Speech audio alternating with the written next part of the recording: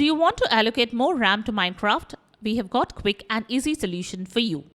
Welcome back to Silicophilic, your go-to source for tech tips and fixes. Today, we will show you the best way to allocate more RAM to Minecraft. Let's dive in.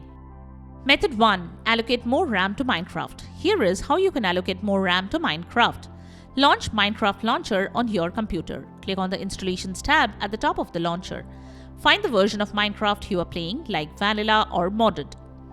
However, hover over it, click on the three dots menu on the right and select the Edit option. In the Edit installation window, click on More options to expand the settings. Now, you need to modify the JVM arguments. To do that, look for the JVM arguments section.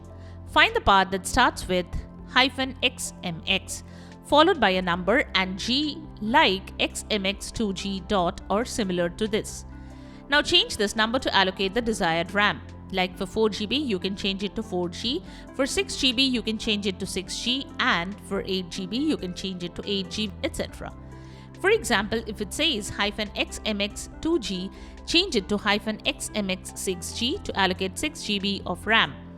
Once done, click on Save to apply the changes. Now, launch Minecraft and check if the performance improves. Method 2. Verify RAM allocation in-game. Once you have allocated more RAM in Minecraft, it's time to check the RAM allocation in games. To do that, open Minecraft and join a world. Press F3 or the FN plus F3 key combination on some keyboards. Look at the top right where it says Memory to check the allocated RAM. Here are a few basic things you should remember while allocating RAM to Minecraft. Never allocate more than half of your total system RAM to Minecraft. Like, if your PC has 16 GB RAM, don't exceed 8 GB for Minecraft.